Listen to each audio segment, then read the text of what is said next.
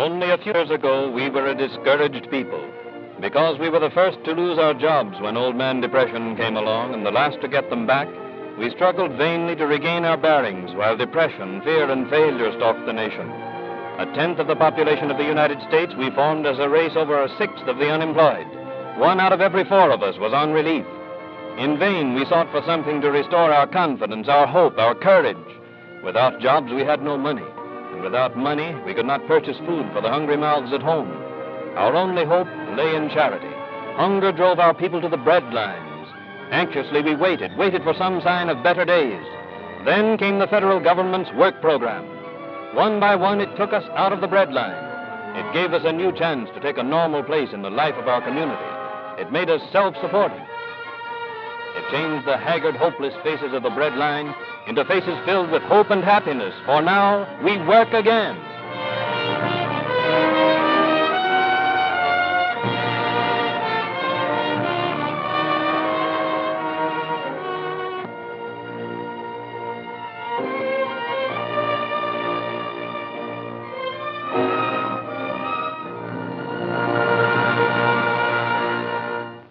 Unskilled laborers, the forgotten men of past generations, now work steadily at decent wages. The nation over, they're building and repairing schools, public buildings, community centers, and airports to meet the changing needs of our modern world. In one project at the nation's capital, 1,200 men are employed in improving Bowling Field, grading, constructing runways, building hangars, and administration buildings. In addition to the hundreds of unskilled laborers who were removed from relief roles, many skilled workers are employed in this important improvement project. Hundreds of homes have been freed from the bondage of poverty as their breadwinners find security and hope in their new jobs.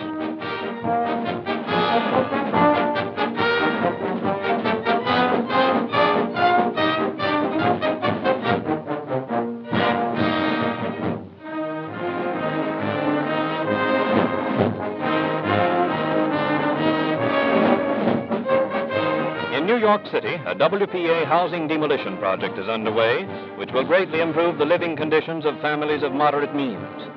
In many other cities of the country, old tenements and fire traps are being torn down to make way for modern buildings containing comfortable sanitary apartments.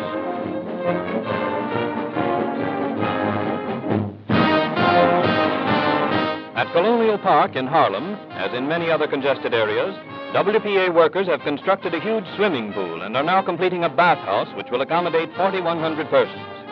In this construction project, skilled workers are employed, utilizing the knowledge of their trades gained in the days before depression.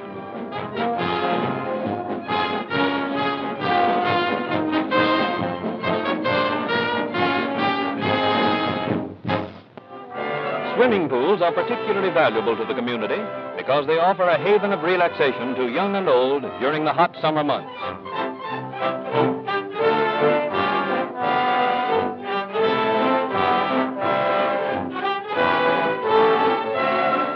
At the same time, swimming pools remove children from the crowded city streets, providing every safeguard to prevent such tragedies as were all too common to the old swimming hole.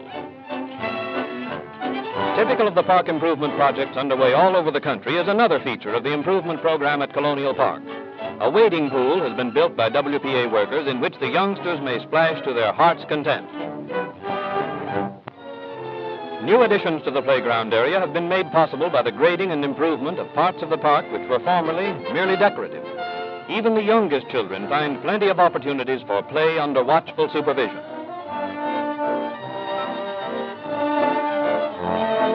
In many parts of the country, nursery schools have been established where almost 10,000 children of our needy families are provided with hot meals, supervised play activities, and excellent preschool training under competent instructors removed from relief roles.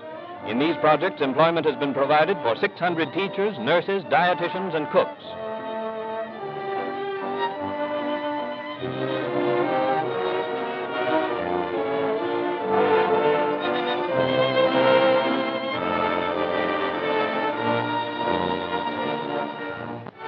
At the other extreme of age, more than 300,000 adults have learned to read and write for the first time in their lives. Eagerly they study, realizing how very much a little knowledge can mean in our modern workaday life. Teachers drawn from relief roles instruct them in useful subjects such as arithmetic and foreign languages. In Harlem, where a large part of the population is from Puerto Rico and Central and South America, A knowledge of Spanish is valuable to workers, shopkeepers, and others. In this class, elementary instruction in the spoken language is given by native teachers. In cooperation with the National Youth Administration, 26,500 young men and women are employed as instructors, laboratory assistants, and clerical helpers. Thus, they are enabled to continue their education. Clerical white-collar workers find employment at filing and checking important records, at typing, and at such unusual occupations as abstracting and filing time-worn land records, so that they may be available for the use of future generations.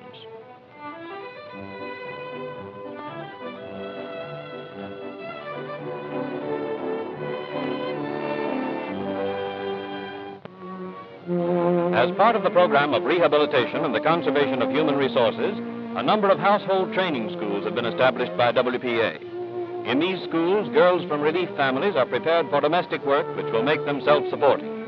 Others take the course in order to learn the arts of homemaking for use in their own homes. In modern kitchens, under competent instructors, the girls are taught to cook and to prepare salads and other delicacies which add much to everyday meals.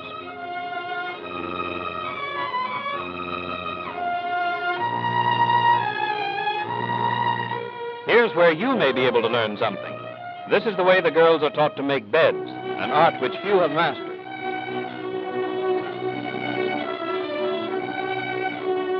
These household training courses have already sent hundreds of girls out into the world, well equipped to secure domestic positions and able to command skilled workers' wages. Health education is an important part of the WPA program.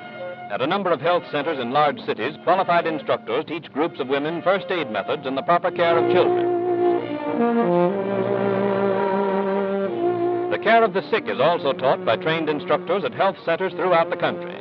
These projects which you have seen are part of a broad national educational program through which WPA has helped millions of children and adults. In a number of communities, sewing rooms have been established in which are employed women who are the breadwinners for their families. Here, garments are made for distribution to needy families.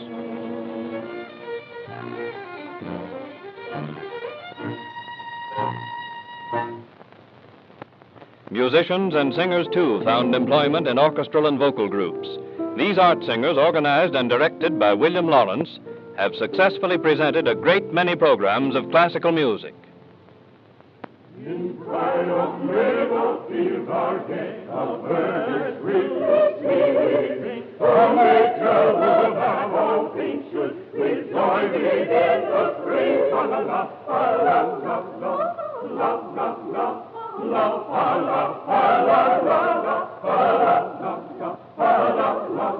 with joy begin the spring. Allah, Allah, Allah, Allah, Allah, Allah, Allah, with joy begin the spring. Then, lady, little you are feeling you delight. I will get ever birth and day, what cheerful they will sing. La la la la la la la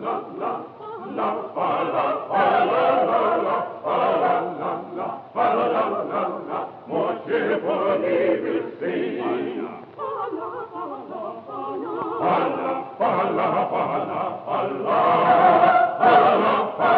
Allah, Allah, more cheerful they will sing.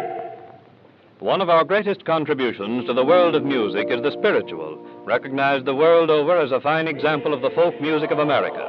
This choir, directed by Juanita Hall, presents our traditional music in all its beauty. Single song wheel, way up in the middle of the air. Single song wheel, way in the middle of the air.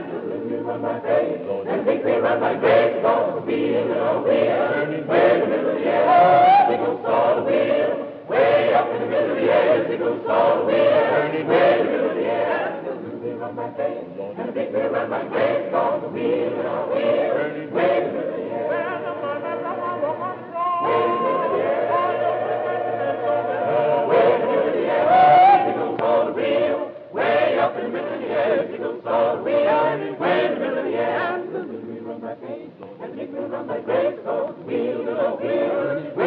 the air. Oh, you see, that sister dressed so fine. She ain't got religion on her mind. saw wheel, and where will the air, the little wheel run like grace, and the big wheel run like grace, goes wheeling over here. Where will the air? Oh, you see those little wheels way up big here, all the wheels and the wheel will the air, all the little wheel and the big wheel, oh wheel, where will the air? Oh, you see those little wheels way up big here, all the wheel and the wheel, all the little wheel and the big wheel, oh wheel, where the middle of the air. Under the Works program, musicians, artists, writers, and actors contribute their share to the cultural development of the community. The Negro Theater Unit of the Federal Theater Project produced a highly successful version of Shakespeare's immortal tragedy Macbeth, which far exceeded its scheduled run in New York and was later sent on a tour of the country. The scene was changed from Scotland to Haiti, but the spirit of Macbeth and every line in the play has remained intact. In this contribution to the American theater and in other projects under the Works program, we have set our feet on the road toward a brighter future. And I care not if thou dost for me as much.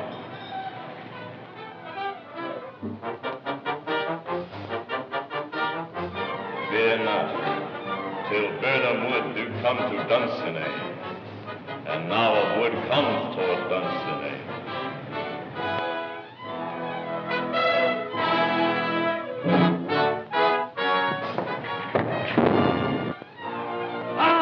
Arm and out! There is no flying hiss, no tearing here. I begin to be weary of the sun, and wish the estate of the world were now undone. Ring the alarm bell! Low, wind! Come, rat! At least we'll die with harness on our backs. What's he that was not born of woman? Such a one am I to fear or none. Let me find him fortune. Tyrant, show thy face. I cannot strike at wretched turns, whose arms are hired to bear their staves.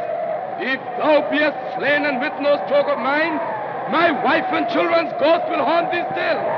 Raise thy name!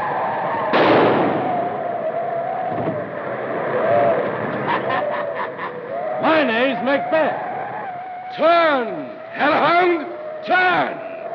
Of all men else I have avoided thee, but get thee back.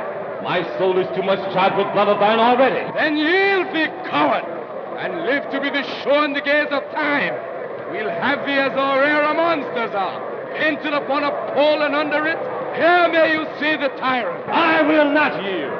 Though Burnham would be come to Dunsinane, yet I will try the last. I have no way. Lay on, Macduff, and there be he who first cries, hold enough.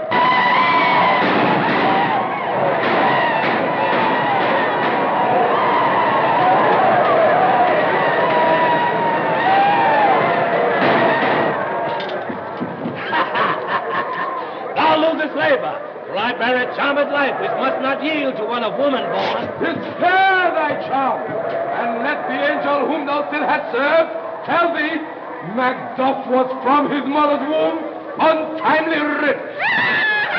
Accursed be the tongue that tells me so. And be these juggling fiends no more believed.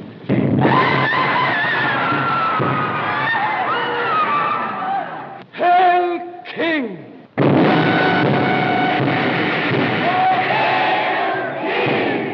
Behold, where stands the usurper's cursed head. The time is free. All hail Malcolm. Peace! The charms wound